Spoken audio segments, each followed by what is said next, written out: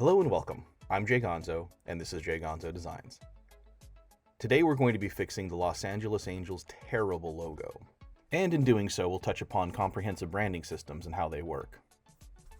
Before we get started, I want to be clear that this is spec work. Although I have done work for professional sport teams in the past, this is just for educational purposes. That being said, in this video, I'm going to walk you through my approach and process on how to create and present an effective comprehensive branding system. I've had a few people ask me how I select the projects where I redo a logo, and in all honesty, I just like to redo logos that I feel can offer some lesson on some approach that I use and what I feel is important to good and effective branding. And in this video, I wanted to take a single project and expand out each and every one of the steps to be as clear as possible on what my process is. I'm going to get fairly granular here, so this video is going to be a long one. Let's begin with why the Angels? Well, I always felt that sport teams were a good way to introduce the concept of branding systems to the uninitiated. Most people understand the variety of marks and brand assets that sport teams use, if only tacitly, and this is a good way to showcase how an effective branding system can work. The Angel system, however, just doesn't work well. We'll unpack all of that a little later, but first, let's start with logo. So designing a logo has evolved over the years. When I started in this industry, it used to be that you would design a logo and perhaps a business card, letterhead envelope, some invoices, some thank you cards, maybe shipping labels, made sure they all worked in harmony, and that was what we used to call a logo suite. And that was kind of it for branding. But that has evolved from logo suite into comprehensive branding systems. The logo itself has evolved over the years. Nowadays, it's a rarity that you would design just a mark without doing several versions of it, full, simplified, and icon-only version. Versions of the logo that take into account where they're going to be used, whether it be on a website, a business card, an e-blast, and especially to be used in social media. That's why these days I tend to encourage a combination mark for all of my clients. That be an icon or monogram with a word mark as opposed to just an icon or just a word mark. I want to maintain the integrity of the mark while broadening its ability to be used. But the logo is just one part of the branding system. Let's look at how a branding system can work.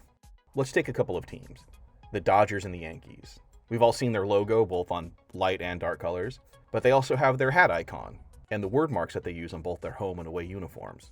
If we pull those out from their usage and look at them in isolation, this ends up being their brand assets.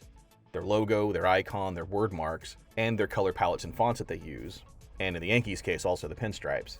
This becomes their brand assets that can be used together or individually. You would never use all of these all together, but you can use combinations of them for different items. You can use the full logo and color palette on their website, maybe just a color palette and their hat icon on a ESPN matchup screen, and their color palette and word mark on an e-blast. You don't need to use everything all at once, but rather combinations of them. That's the system. That's a comprehensive branding system. And I think these two teams do it very well. Step one in my rebranding process is always identifying the problems of the original branding system. So let's look at why the Angels logo doesn't work. And to be clear here, this isn't my opinion or an affront to my design sensibilities. I think the mark is actually well constructed, it just doesn't work well. And that's the difference between art versus design. Art just needs to look good, design needs to work well. And the Angels logo doesn't work well. And even worse, it undermines its own branding efforts. I'm going to go through all its design flaws and all its application or usage shortcomings. Application and usage are kind of interchangeable terms here. I'm going to stick with application for the duration of this video. It's important to remember that a logo is only as good as its application. The real genius of the best logos is that they, at a glance and removed from any context, have no real meaning. Free from any inherent connotations, they are empty vessels into which meaning can be placed through consistent and considered application. With that in mind, let's take a look at the Angels logo and see where it falls short. First, I want to acknowledge a couple of flaws that I don't think we can change and we just need to accept. The first of which being the name. The Los Angeles Angels literally means the Angels, because Los Angeles means the Angels. That's the name of the team. I don't think we can change it. We just have to accept it and move on. The second of which being the color choice. I understand the Angels' decision to go red after having been navy blue for so long to distinguish themselves from the team across town, but in the pantheon of biblical beings, the color red is already synonymous with another creature. And so the color choice is kind of a misstep. But I don't think we can change the color palette, so for the most part I'm going to stick with the colors they've already established. Let's take a look at the hat icon, because it's kind of all they have. Everything else is just born out from this design. Like I said before, it is well constructed. Let's take a look at what they actually did here. So it is the letter A with a halo on it. And for design flourish, they've gone with a Latin serif at the terminus of the angled strokes that make up the main letter form. They've also added a spur for what I'm assuming is some Western character. The crossbar is a little low to maybe add some stability to the form.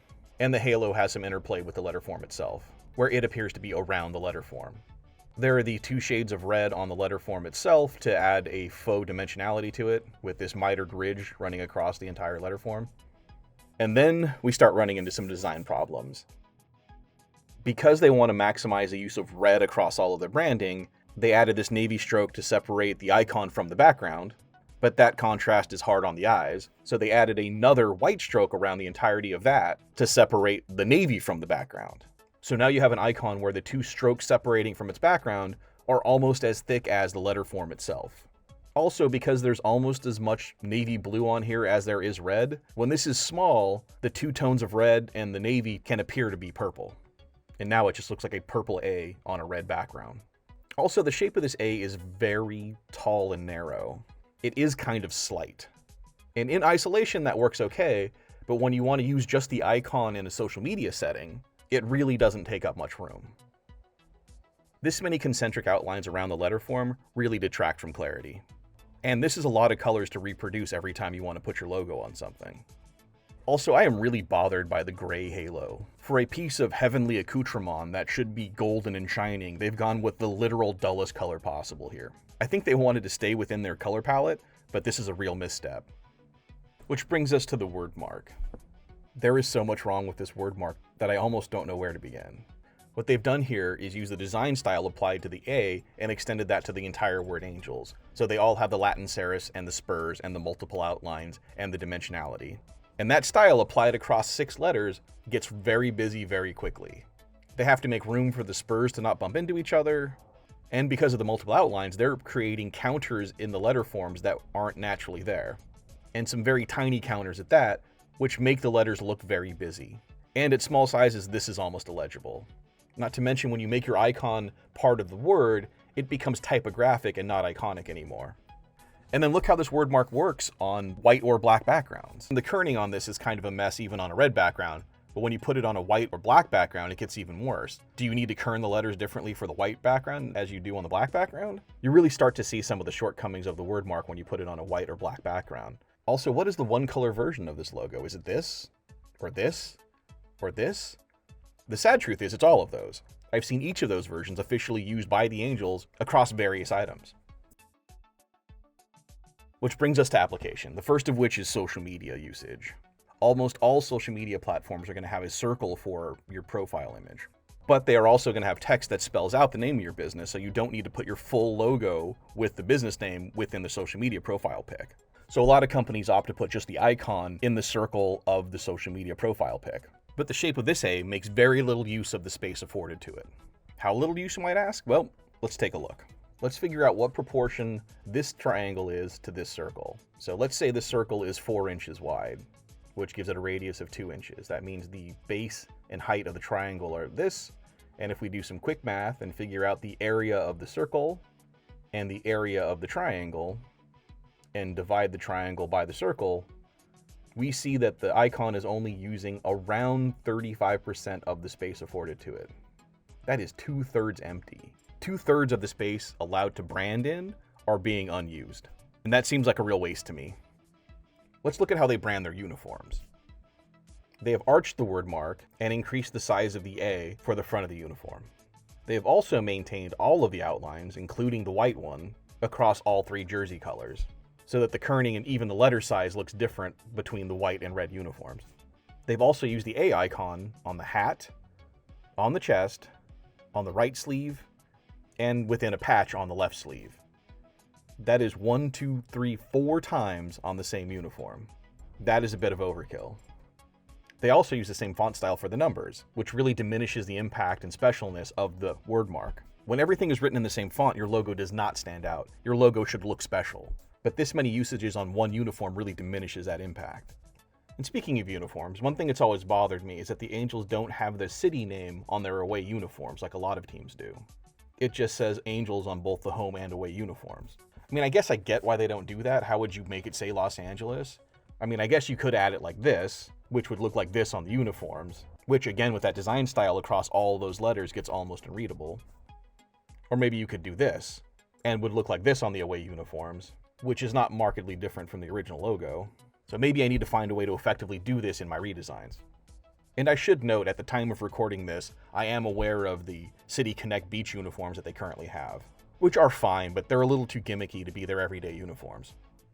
Let's take a look at some applications where the Angels aren't in full control of how the brand is being used. It's important to note that this is how most people are going to interact with the brand before they get to the stadiums where the Angels are in full control. And that is going to be on their devices. People are going to Google search and find scores, they're going to try to buy tickets, or they're going to jump on their social media. And this really illustrates how slight, insubstantial, and purple this mark looks on a white background, and how lost it gets on a red background, and the clarity and impact that's lost in social media. Even in an ESPN matchup screen, you see how little impact this logo has. We can also see what their current website looks like, which is actually run by the MLB. Every team in the MLB has basically the same site, with just their logo and color palette being swapped out. And again, we see how lost this logo gets in a sea of red. This just isn't doing them any favors. Here's a recap of what doesn't work with the Angels' current logo and branding system. We'll get back to this later. Okay, enough picking on the Angels. Let's talk about how to fix it. With the problems now clearly defined, let's move on to step 2, research. I look into the history and best practices of both the business of the client I'm working for and the industry that they operate in. And in this case, that means I'm going to be looking at the Angels and baseball as a whole. And with this being the format that I use to determine brand promise and pillars, looking into the business's history will help determine knowledge and areas of distinction. Looking into the industry's history will help me determine their standing in areas of parity. Looking into the team's history will also tell me why they were founded, what if any mission they have, what products they make, process, personality, all of that sort of thing. Let's dig into the Angels' history. How did we get here, to the branding they currently have? So we can go back and look at the Angels' history all the way back to 1912, and we can see all the logos that they've used over the years. And a couple of interesting things stand out here. The first of which is they leaned into LA as their branding for the first 50 years of their existence, including when they first became part of the MLB. And the second is that they were navy blue for most of their existence until 2002, when they decided to be red. This LA monogram was actually part of a larger full logo that they had when they became part of Major League Baseball. But they gave up on it only a few short years after the Dodgers became an LA team. We also learned that the Angels is the first MLB team founded in California. And despite the Pacific Coast League history, that was actually a different team that closed down when the Dodgers arrived. Major League Baseball didn't found another Angels team until 1961. We find out that the Angels are the first Major League Baseball team native to California. They didn't start somewhere else and then move there. They began in California. It's an interesting bit of history that we might be able to leverage later. We can also go back and look at all of their old uniforms and see how they applied the logos back then. There is a ton of uniform history, but too much to get into here. To summarize though, it was always white home uniform, gray away uniforms with varying amounts of navy blue for the first part of their existence until 2002, and then it was just varying amounts of red with the white home and gray away. They did do a small detour into pinstripes in the late 90s, but that was just a blip and not really worth considering. Additionally, when we look back at the Angels' history of word marks, we see that they have tried everything from Tuscan and slabbed serifs to a Helvetica approximation. The Spurs have been off and on through their history, but there's no real through line here, except for maybe the use of the letter A as the hat icon. There is a great site I found that has a comprehensive overview of every slight uniform change over the years. I'll put a link in the description. Again, far too much information to completely get into here, but I did glean a lot of good design inspiration from my research. That's ultimately what I'm trying to do here, find the spirit of what they've done in the past to then extend that ethos into the future. With that done, I then took a look at MLB history and baseball as a whole. There is a tremendous amount to unpack. And again, too much to fully get into here, but what I did notice was a few kind of de facto standards that pervade all of baseball. The aforementioned white or light uniforms with dark colors for the away uniforms, and the preponderance of teams have the team name on the home jerseys with the location name on the away jersey. With very few detours into modernity, logos that are extremely of the time, the word marks are usually a brush script, Tuscan slabbed or Latin serifed, or a trade Gothic font. Trade Gothic being a fairly modern take on a font used in advertising cuts starting in the late 1800s. And the hat icons maintain this font standard, with the addition of a calligraphic or Old English font and the occasional pictographic form. But if we take a look at just the hat icons from every MLB team, we do see some patterns start to emerge. The vast majority of these icons sit on either blue, black, or red backgrounds, and we see the narrow palette that most teams tend to stay in. I'll get more into my baseball research as it becomes pertinent to the design options that I've created. After this brand audit and my research of the industry are complete, we move on to step 3, crafting the creative brief. This will include establishing or delineating the brand promise, brand pillars, and brand personality, as well as clearly stating what we are trying to accomplish with this rebrand. Now, the client may already have a vague notion of these items, but it's our job to create clearly defined edges to those elements. In a past video, I talked at great length about the importance of brand promise and pillars. And for those who haven't seen the video, a brand promise is what is a business really selling? And it's rarely what service or product that business provides, but rather an emotion that the business ideally helps manifest in its customers. But sussing out a brand's promise for a creative brief is a step that can sometimes seem like magic at best or a bunch of BS at worst. So let me demystify this process a bit and give you some basic steps on how to effectively figure this all out. What I do is, while I am researching and examining the design work and history that has come before, for both the Angels specifically and baseball in general, I write down the emotional qualities and benefits of these marketing efforts and some historical facts in a cluster diagram. If assessing the emotional qualities of design or marketing efforts seems a little amorphous for you, then you can start by simply writing down the literal features of the client, in this case the Angels, and then attaching a benefit to the feature via the phrase, "so that." And I'm talking very basic features like, the Angels are a Major League Baseball team, so that they can be viewed by millions of fans each year while trying to win games and/or a title. The feature is, the Angels are a baseball team. The benefit is you can watch them play baseball. Then attach an emotional quality to the benefit like thrilling or thrill of competition. Put that on the diagram. Let's do another feature. The Angels are a Los Angeles team that plays in Anaheim, so that the Los Angeles metropolitan area and its millions of people have a choice of which team to root for.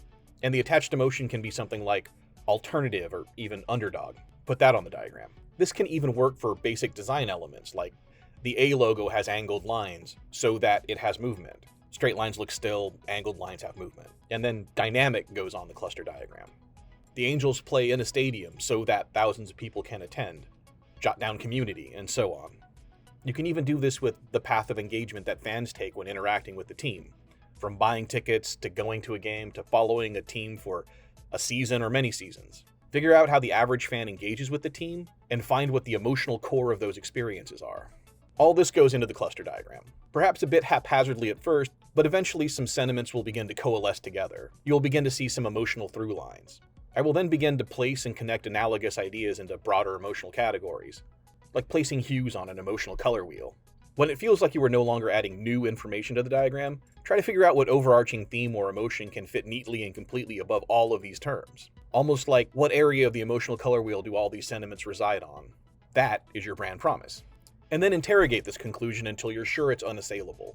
Try to poke holes in your theory. Ask trusted colleagues to do the same, and defend your position. This will help you to both A, be sure that you've landed on the correct brand promise, and B, practice defending your assessment for when it comes time to present. Having filtered all my research through this cluster diagram, you will begin to see what the Angels are really selling. Though sentiments like escape from mundanity, or thrill of competition, or participation and legacy, and community seem tantalizingly close to a viable brand promise, none of these are quite complete enough to fully encapsulate the brand promise of the Angels. But if we step back a little further, we can see what the brand promise of the Angels, and frankly, all sport teams are, and that is catharsis. All sport offers a safe and structured setting to embark on an emotional journey or journeys. Sport offers an opportunity for emotional investment with clear rules and stakes. The thrill felt in thrill of competition is catharsis. The belonging felt in community is catharsis. Catharsis encapsulates the full spectrum of every sentiment previously mentioned. Catharsis is the Angels' brand promise. From the research and this cluster diagram, you can also mine the brand pillars by seeking out the answer to each of the pillars' corresponding questions. What does my client do that no other business in its industry does? Gets you areas of distinction. What does my client do that is expected within the industry? Gets you areas of parity. How does this business sector regard my client? Gets you esteem. And what does my client know about the industry and what are they trying to do within it? Gets you knowledge. The answer to all these questions should be easily discovered within thorough research. With catharsis being our brand promise, These are the pillars that support it. You can pause here and read through all of them. I've kind of already gone over all of this, and I don't want to belabor the point. Brand promise and brand pillars can now be added to the creative brief, and we can move on to defining goals for this exercise. Though what we are trying to accomplish with this rebrand has already been pretty well defined by all of the design and application problems that I stipulated in the first part of this video, though I will craft a concise way to summarize all of these myriad problems. Now that the brand promise and pillars have been established, we can frame our efforts in relation to how they service this paradigm. That is to say, if the brand promise is catharsis, an emotional journey, or the opportunity for emotional investment, then how did the old branding fail to appear worthy of emotional investment, and how will the new branding appear worthy of emotional investment? This will also help me set finite design and application goals for what I am trying to accomplish. For this project, my goals are: with design, I am trying to create a brand and brand assets that are worthy of emotional investment and commensurate with the team's ethos and history. In application, I am trying to provide variety and flexibility to ensure integrity and clarity across all modern uses. Those are my goals, that's it. When rebranding, don't overthink it. It's important to remember that your logo shouldn't do your advertising's job. Your logo has one job: to be memorable. That's it. With all of this information now deciphered, I synthesize it all into a single-page creative brief. If you can't pare this down into a single page, you are not ready to begin designing yet. Seriously. Clear, bite-sized bits of information on the creative brief. Make it easy to digest.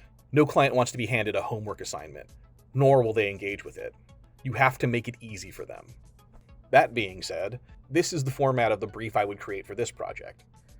Most of this brief I have already gone over, but the two sections that we maybe haven't touched upon and are important for moving forward from this point are the opportunity and brand personality. Again, you can pause and read through them if so inclined. I would present this brief to the client and work with them to get their agreement and approval, addressing any issues they might have and making appropriate changes. It is extremely important that the client signs off on the creative brief, that they are in full agreement with the target you are all trying to hit. The brief is to clearly define a metric for success and gives the client the proper context with which to evaluate your work, beyond just do they like it.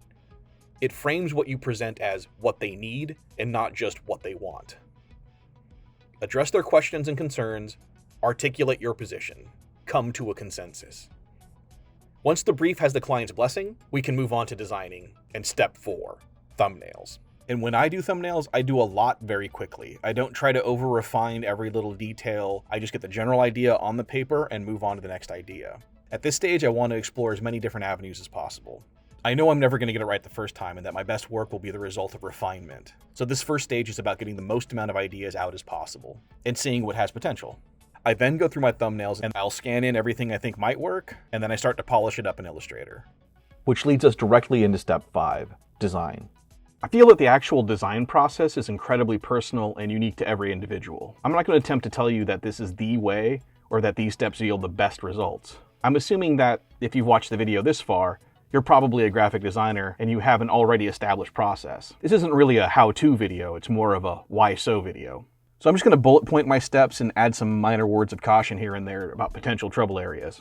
And if anyone has any questions, just leave them in the comments and I'll clarify. Like I said at the start, I place my scanned-in thumbnails on a layer in Illustrator, lock that layer, and then draw on the layer above. For combination marks, I usually start with the icon. Then I add the word mark after I'm satisfied with the icon design and have usually culled a few options that are just not panning out. That is to say, in refining the thumbnail, I can see that these icon options either don't support my design goal of appearing worthy of emotional investment, or I can see that they won't support my application goal of maintaining integrity and clarity. Or maybe they just look weird or unappealing. We've all had ideas that just didn't pan out. You know when to make this call. Then I go through and I refine the icons that I think have potential.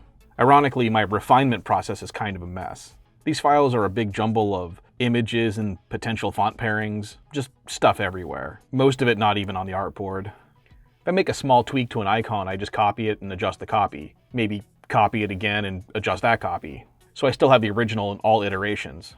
This is just my method of controlled chaos. I know it's not for everyone. While I am crafting these icons, I am constantly evaluating them as to how well they solve the design problems of the original logo. The original logo was slight and narrow. Does this new one appear stable? The old one was very busy. Does this icon have clarity? And so on. I do want to insert a small word of caution here. I know that the style du jour for logo creation is to set a grid and then utilize the shape builder tool to create a mark that adheres entirely to that grid. People love to show the client that grid. And while this can yield some great results, and I am all for ensuring your line weights are even and there are consistent angles to all elements, there is the potential to manifest some unintended issues if you're not careful, especially when curves are involved and/or where angled lines intersect horizontal or vertical ones. In the case of an A, this area appears too thick and throws off the balance and visual appeal of the form. Also, remember that horizontal lines do appear thicker than vertical lines of the same exact thickness. It's just how our brains work. So make some minor adjustments accordingly, and don't be unconditionally devoted to the grid. Once I've created a few icons that will work and support the creative brief's design goals, I will start to pair them with word marks. Normally this would be a font selection and then some possible customization of the font. But in my research I found that the preponderance of baseball teams have custom lettering for their word marks. So I hand lettered and refined a few word mark options. And since the largest issue I had with the old word mark was that it was in the exact same design style as the A hat icon, and thus diminished its impact from iconic to typographic, my approach to the word mark and its pairing with the icon was simple. Complement the icon while contrasting with it. This will provide some variety of style to the logo, and increase the flexibility of application. I personally like to balance these form types. If the icon is geometric, then the word mark is organic, or vice versa. This is just an approach that I found to work well. Your sensibilities may differ. Whatever approach you employ, just ensure that the word mark and icon don't merge into a sea of sameness, or drastically conflict with the ethos of each other. Build harmony however you see fit. At this time, I'm not going to get too granular about the marks that I created, since I will unpack all of that in great detail during the client presentation portion of this video. At this stage in the design process, I would normally also select color palettes, both a primary palette for the logo and a secondary or support palette for use in application. But since this redesign might be a hard sell to the Angels, I will keep their palette unchanged for the most part to maintain some brand continuity. During this step, I will also select a font or fonts to be used in application. Well, technically typefaces, but that is perhaps a pedantic clarification for another video. My font selection process is much the same as it was for the word mark. Though never use your logo's font for titles or body copy. Again, keep your logo special. But do find fonts that complement and balance the word mark. Clarity and readability are paramount, but personality doesn't hurt either, if it is harmonious with the brand's ethos. Like with the word mark, I usually go for balance. If the word mark is serif, the font is sans serif, etc. A font with a proper web version is usually best, or at least a good web approximation, and a font with, at the very least, a regular bold, italic, and bold italic versions. Variable fonts can work well, but resist the urge to utilize too many variations. Different fonts for headlines and body copy may work, but try to stay to a max of 2 fonts if possible. You usually don't want your collateral to look like a ransom note. I have this sample block of text that I use, and we'll just scroll through and apply different fonts to see what's going to work. There may be some app or site or even AI to help with this, but I have about 20 fonts that I always start with, and rarely do I need to look beyond those. Nothing can make your work look more dated than leaning hard onto a trendy font. Stick to timeless fonts. Save the font trends for advertising and other ephemeral uses. With the design elements now selected, we can move on to step 6, application. First, I make a list of all the items I'm going to need to design for the presentation. The goal here is to demonstrate the flexibility of the system, but without overwhelming the client with too many items or too much information. We just want to show that these branding systems have legs. I'm not going to elaborate too much on this step at this time, since I will be thoroughly dissecting my approach when I go over all the options in the presentation section of this video. The same goes for step 7, mockups. I will say this before we get into the presentation though. It's important that you present the client images that are extremely literal representations of the items you are designing. Try not to ask the client to extrapolate. So if you're designing uniforms, show the designs on a human form, with buttons and seams and the proper proportion. So let's finally take a look at the options I created, and step 8, presentation. And real quick, before I get into my options, I do want to address that there is probably a small sect of you out there for whom this is not going to be tough enough. There's a group of people who just want every sport logo to be super aggressive, a lot of sharp corners, a lot of angry looking mascots. And look, I know what's going to make these people happy. They want like a grim and gritty angel that's unshaven with gritted teeth taking a swing at a ball on like a dark blue background with a circle around the whole thing and it says Los Angeles Angels and some other baseball stuff around it. I feel the need to point out that this is a mascot and not a logo. The round type, the illustrated figure, it's all very bad branding and really limits its application. And honestly, these people aren't going to be happy until the Angels logo is like the Punisher skull with a halo over it, and Angels written in some like tribal looking font, and the colors are gray and black, and the uniforms have like tribal armbands around the sleeves. You know, real aggro stuff here. And look, I get it. I was a 12-year-old boy once too. But when I became a professional designer, I put away boyish things. Sorry if that sounds like I called you out, because I did. I don't know what to tell you. Go watch Goodfellas again, you'll feel better. With that out of the way, let's move on. Okay, no more detours. Let's see what this process has yielded. Step 8, presentation. And as I go through these options, I will be retroactively expanding on steps 5, 6, and 7. So let's get into it. First, I create an HD document for the presentation. Ideally, you'll be able to find out the actual specs of the monitor that you'll be presenting on ahead of time, and build the doc to that size. But if you can't get specs, 1920 by 1080 is a safe size and aspect ratio. I build mine in Illustrator. Most of my assets are already in Illustrator, and this way I can make any changes I need in this doc without having to go to a source file. I'll make a PDF from this doc to deliver to the client later, but I like to present in Illustrator, in case I want to move or change anything on the fly to make a point while I present. Also, between you and me, Illustrator is an application that most C-suite folks can't use, so you're less likely to have management sneak in and fiddle with your stuff. It's like owning a manual transmission car, not everyone can drive. Also, with everything being vector, this doc can accommodate any screen resolution, and then all I need to worry about is the resolution of the small amount of raster images that are placed. This is just a quirk of mine. Use whatever works for you. Always title card your presentation. This gives those present some context for what you're presenting, because not everyone in the room may have been present or privy to the discovery process that crafted the creative brief. Also, having a short summary sentence stating what the intended goal is on this slide is also a good idea. It impresses upon the client that this is what we are here to do. In this case, that goal is modernizing the logo and branding system. Always add a date or version number to keep track of any rounds of feedback and/or multiple presentations that may be created. During the revision process, you don't want the client referencing a slide number from an old doc. This ensures that everyone is literally on the same page. I also create a title slide for each of the individual options with a short summary sentence. This will help the client to distinguish between each of the options and their respective approaches. Side note here about the slides. Keep whatever text you place on the slides very brief, and definitely don't be in the habit of reading your slides to the client. The slides should be concise summaries of what you say, not a transcript. Whatever leave behind you provide the client after the presentation can be a modified or more robust version of the presentation, and have more copy if needs be. But the version you stand in front of should have minimal text. Also, avoid the urge to give the client a handout or physical copy of the presentation before the presentation, if you can avoid it. You may think that this will allow the client to follow along, but in reality all they're going to do is skip ahead, and that can be derailing to your presentation. Keep the focus on the work at the pace that you set. Okay, end side note. For option 1, I took the sentiment of their current logo and evolved it into a more versatile form. Another quick side note here. Never say I was trying to do X or I wanted to do Y. Be definite. Say I took the original form and made it more versatile, not I wanted to make it more versatile. So, for option 1, I took the sentiment of their current logo and evolved it into a more versatile form. We'll start each of these options with the hat icon. Here's the hat icon for option 1. For greater stability, I widened the letter form and employed slab serifs instead of Latin serifs. Slab serifs are more substantial, less sharp, and more inviting. I also kept but blunted the spurs to match the new slab serifs. The halo is made more ethereal by moving it above the letter form instead of on it, like it was in the original. To maximize readability, reproducibility, and contrast with its background, this mark is now a single color. With the faux dimensionality created from the two tones of red on the original now gone, I paid homage to the previous mark's mitered ridge with this inline stroke. The icon is now bold without being busy.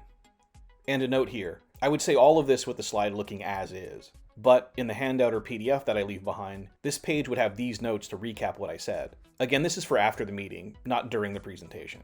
I'm only going to expand on this now for this one slide, but just know that I would have summary notes on almost all of the subsequent slides as pages in the leave behind. I'm just not going to go over each and every one of them now. Let's look at the full combination mark. As you can see, the word mark is a custom brush script.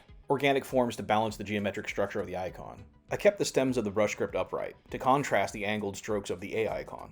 In the word mark I utilized a cursive uppercase A shape, as to not compete with the A icon, despite them being nearly the same size.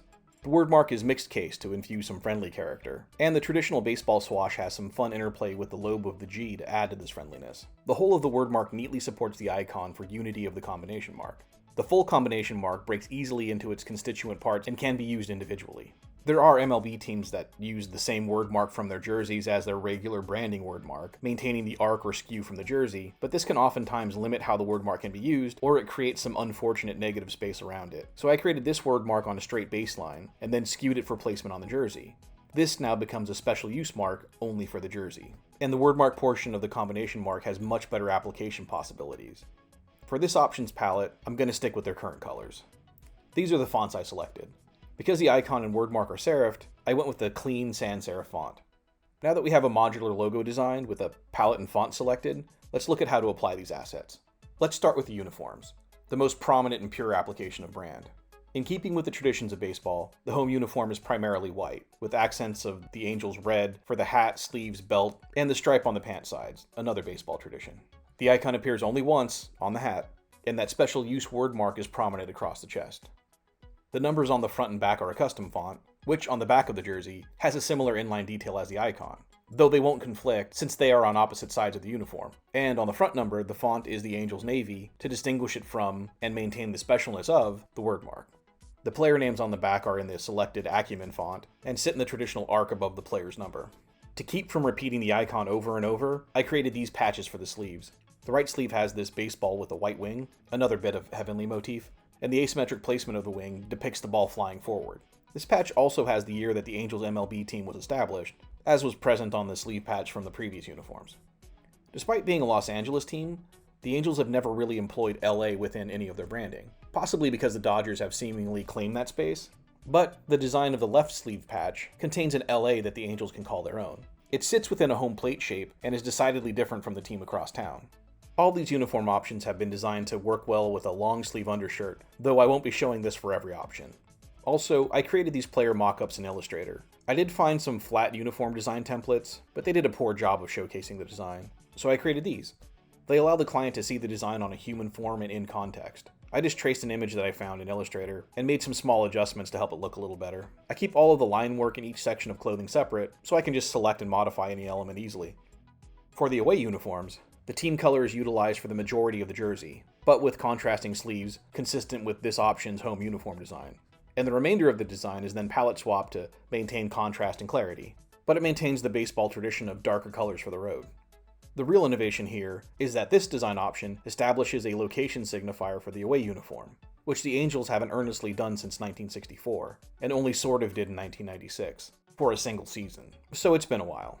But for this design, I've added City of above the word mark so it now reads City of Angels, which is the nickname for Los Angeles. Like the Twins using their TC logo, or the Suns with their The Valley jerseys, this version of the word mark expresses the team's intimate knowledge of their city. It allows the team to represent their city on the road, but without having to worry about encroaching on what the Dodgers are doing. It showcases Los Angeles in a way that only the Angels could possibly do. A small aside here. Frankly, I can't believe that the Angels have never used City of Angels before, but I would never mention this in a presentation. That might be received as, I can't believe you have never thought of this, which could feel like me telling them they're not good at their job. Assume that everyone on the client side is doing their level best, and afford them the respect that deserves. Shaming their work to them won't sell any of your ideas. Okay, on to the alternate jersey. This is a pullover with a more modern cut and style, but it maintains the ethos of the other two uniforms. Not a lot to add here, other than this gives them a primarily gray away option, which is their current look. With the uniforms taken care of, let's look at some collateral applications. Though the fonts have already been selected, I will create this usage template. This sets the hierarchy for font use, and is a guideline for applying them. Like when applying text to season tickets, signage, or brochures. You can see that the selected font Acumen and its various weights and sizes clearly groups and communicates the information on all these items. Additionally, and to further extend branding, when photography is used, those images are duotones of the Angels red. This paints the world in the team's colors. Now we're seeing the world through Angel-colored glasses, further emphasizing the brand. And when the word mark is added to imagery, it is placed at a depth within the environment of the photography, and slightly bigger than the space it occupies. The word mark now looms large to convey scale and importance. To punctuate all this branding, the hat icon is placed in a circle on these items. It's a visual emphasis that draws focus to the brand. Additionally, I use these stripes as a border to add motion and dynamism to the pieces. We can then extend these design solutions into e-blasts, and we can see how well the system would cut through the visual noise and clutter of an inbox. Bold, succinct headlines on the brand's color, and a prominent call to action, with the supplemental information being monochromatic allow for potent messaging. And here's how the system would be applied to a traditional logo suite. Frankly, all instances of corporate communication and internal design from every MLB team that I've seen is really terrible. Internal memos, sponsorship brochures, and ad rate cards, they all just look slapdash and unconsidered. So this is an area where the Angels could really shine, pun intended. The ability to use the full combination mark or its component parts allow for a greater variety of form and diminishes repetition across these items.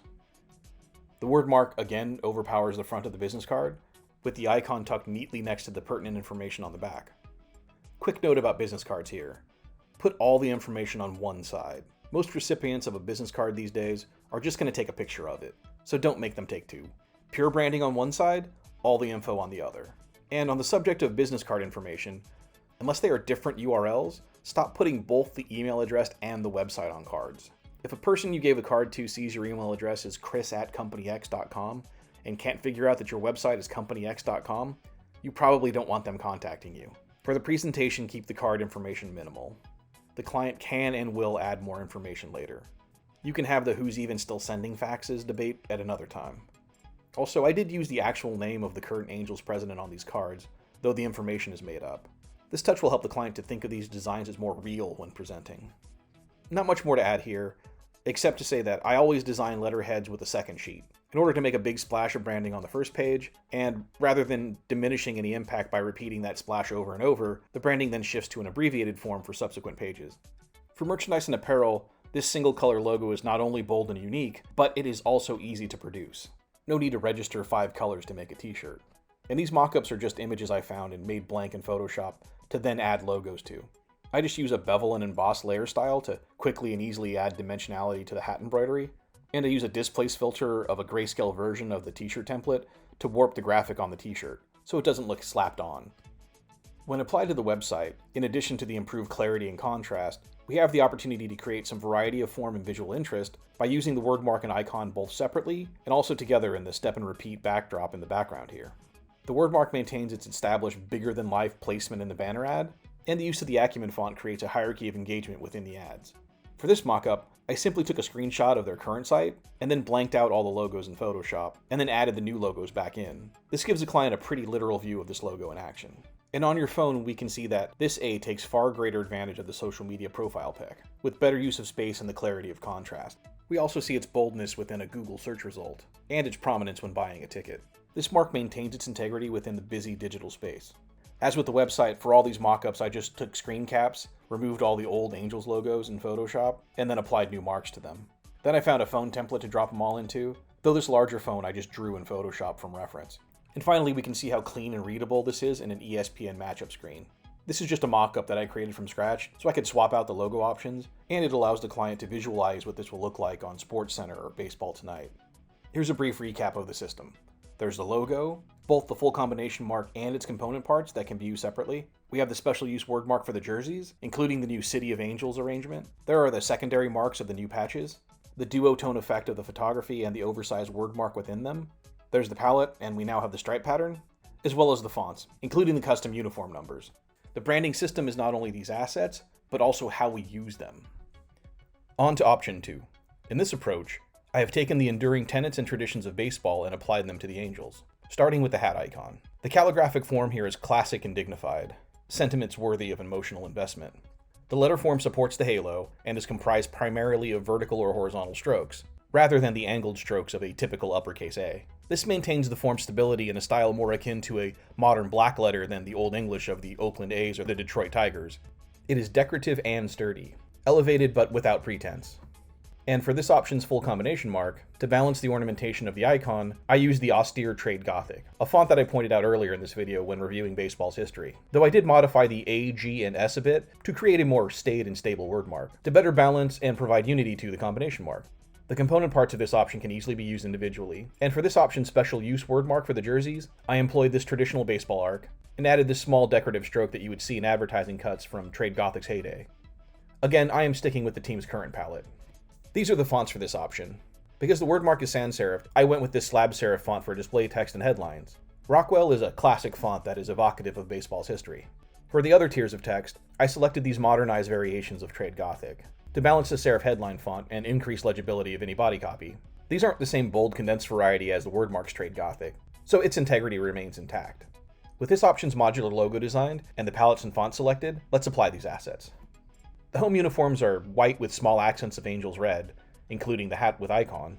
The special use word mark is arced across the chest, and there are double stripes on the sleeves, another design motif from the sport's early history. The belt and front number are navy to contrast the word mark, and the number font for these is geared slab, which has the slab serifs of Rockwell, but are more condensed and with a lot of personality. Player names are in the selected trade Gothic next. The right sleeve has this patch, which is a modernization of the team's original MLB logo from 1961. I simplified some forms and modified the baseball diamond from its original to be less literal, and to resemble the overlapping line depictions of baseball diamonds that you would see on very early baseball uniforms. It's a nice homage to both the team and the sport's history. The left sleeve patch has the shape of California, with the star over LA, that radiates across the whole state.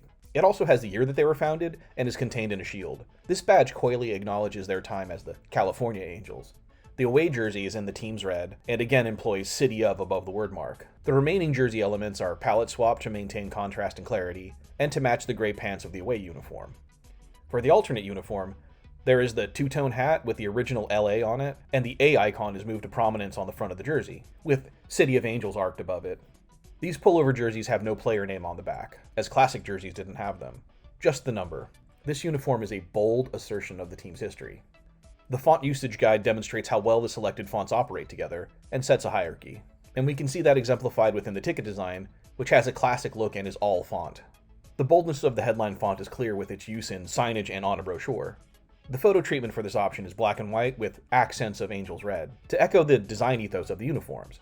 For further classic baseball appeal, and to add focus to branding efforts, there is this pennant shape as a design element, which adds a distinct touch to e-blasts, especially in tandem with the established photo and headline treatments. These integrated and punchy headlines demand investigation, and set themselves apart in a busy inbox. When applied to a traditional logo suite, we see the vertical appeal of this pennant shape echoed in the vertical format of the business card, which also carry a clear typographic hierarchy of information.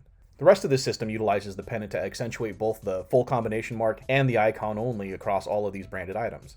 This stationery is clean and classic, and you can see the timeless charm of this logo when applied to merchandise. Again, we see the improved clarity and contrast when applied to the website, and the variety of form and visual interest created when using the word mark and icon separately, and also together in the step and repeat backdrop in the background. Rockwell, as a display font, does a great job of distinguishing itself within a sans serif digital space. On your mobile device, the calligraphic icon is distinct and eye-catching. Again, with advantageous use of space and clear contrast within the social media profile pic, and bold clarity within a Google search result, or when buying a ticket. And again, we can see how clean and classic this mark looks in an ESPN matchup screen. Here's a recap of this system. There's the logo and its iterations, the full combination mark, icon and word mark.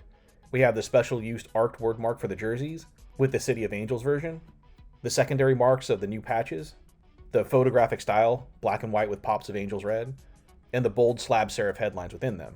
There is the palette, the pennant, and all of the fonts. This is option 2. On to option 3. Let's move the team into the 21st century with a truly modern mark. In fact, let's push on boundaries a little bit. When presenting ideas to the client, I will always include one option that will challenge the client's sensibilities. One that is perhaps a bit more designy than what they were expecting. I do this for 2 reasons. One, it will give the client something to easily say no to. A surprising amount of clients, or rather the marketing team on the client side, only feel like they are really doing their job when they are killing ideas. A sort of preventative approach to marketing. And this will give them something to hate, validate their position, and in turn make the remaining options seem more appealing.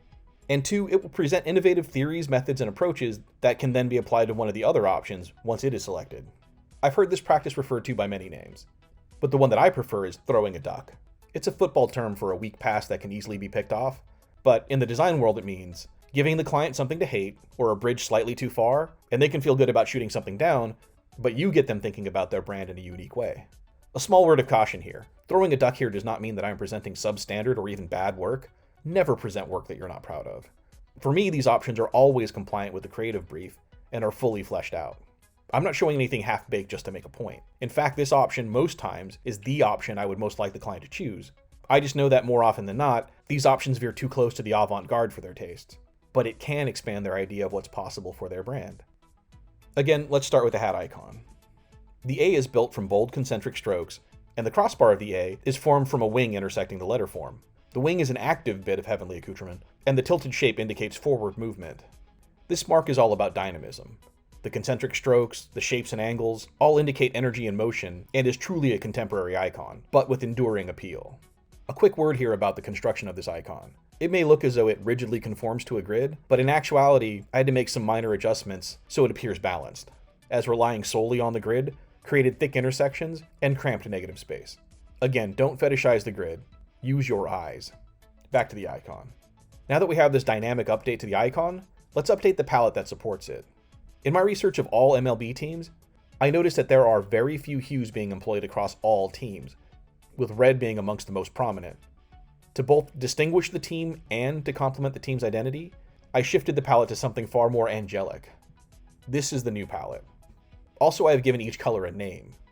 Naming your brand's colors demonstrates creative acumen and asserts stewardship. These are no longer the colors we use, and are instead our colors. These are the hues synonymous with the team's history and ethos. The natural power of the Pacific, the luster and allure of gold, the clear serenity of white, the staid dignity of Gainsborough, and also this geometric pattern that emulates the concentric power of the icon and also manifests illusory contours within, connoting depth and vision. This is the palette of a team called the Angels. The word mark of this logo is a custom take on an almost monoline script, though there is some slight stress on the letter forms. And though it is slightly constrained, the loop of each letter is still organic to complement and support the geometry of the icon while maintaining the energy of the combination mark. And for a little flourish, the lobe of the lowercase g hints at a halo as it stretches out in a traditional baseball swash. Again, I created the word mark on a flat baseline to then modify into a skewed special use version for the uniforms. And for the fonts, to balance the energy of the logo, I went with the classic Helvetica. There are other good, clean fonts out there, but they are all just trying to be Helvetica. So why employ an imitator when you can go with the innovator? Helvetica didn't become the go-to font for the past 60 plus years for no reason. With the logo, palette, and fonts established, let's look at applying this brand. To underscore the angelic ethos of the brand, the home uniforms are primarily cloud white, with accents of Pacific blue and punctuations of California gold. The special use word mark cuts dramatically across the chest, but the upright stems of the letter form still connote stability. The name font and front numbers are gold, custom, and echo the geometry of the icon, with the back numbers being concentric versions of the front numbers' custom font, again to parallel the icon. For the right sleeve, I created this unique LA monogram. The inline letter forms reflect the icon, and the crossbar intersection is a gentle wave and a salute to the Pacific. The left sleeve patch is a clean, iconographic depiction of a baseball diamond, with acknowledgments to both the year and the place where the team was founded. For this option's long sleeve undershirt, rather than just being a solid color, I added the geometric pattern to it for some visual interest and to bring in more brand elements. The away uniform is primarily the brand's Gainsborough gray, with all the other remaining elements then palette swapped to complement the Gainsborough, including the team name in gold. And though I have selected a 4-color process hue for California gold, this would look absolutely beautiful as an actual metallic thread or textile for the uniforms, home, away, and the alternates. And again, for the away uniforms, the city of is above the team name. The first alternate for this option would feature the LA monogram over the heart and have contrasting sleeves. The gold trim around the neck would also follow the seams and frame the button line since there is no word mark across the chest. And the second alternate would be a pullover with the LA monogram prominent on the front and City of Angels above the mark. Side note here, I would really love to see an all-metallic gold warm-up jersey or a gold jacket for over the uniforms, but those are details that could always be sorted out later, and need not be included in this initial presentation. The font usage guide demonstrates the quiet confidence and understated elegance of Helvetica, and also sets the usage hierarchy. We can see the refined clarity of Helvetica when used in the ticket design, and how the geometric pattern can be integrated into their design as well. The duotone imagery fully immerses the player in brand elements, as the individual athlete and the idea of the team become one and the same. This design ethos extends to the brochure, and there is also the addition of the circle framing element. The circle provides respite from the geometry and allows for emphasis to key elements. And for printed items, it would be nice to employ a metallic gold spot color for at least the brochure cover, and then maybe playoff or special event tickets. The same design principles extend from the printed collateral into digital marketing efforts, where the unique palette and juxtaposition of bold geometry against clean space and circular framing creates engaging pieces worthy of investigation. Similarly, the traditional logo suite items benefit from this approach. These items all make bold use of brand elements, yet keep the information straightforward and clear. The logo's dynamism is not diminished by over-designing these items. And we can see how well the logo works on merchandise, including a metallic gold foam finger. And look, I'm not saying that we should officially market these as any specific name, but if fans were prone to calling these large, angelic gold hands the hand of God on their own, I wouldn't object. And again, we can see what a difference a considered branding system can make to their standardized website. This palette also not only affords the opportunity to brand the background, but also a chance to employ some of the secondary and now unique colors to help separate the elements of the site, instead of being a wash of a single color. And this icon retains its dynamism on your mobile device, when used within the constraints of social media and/or within search results. And this icon looks ready for confrontation in an ESPN matchup screen.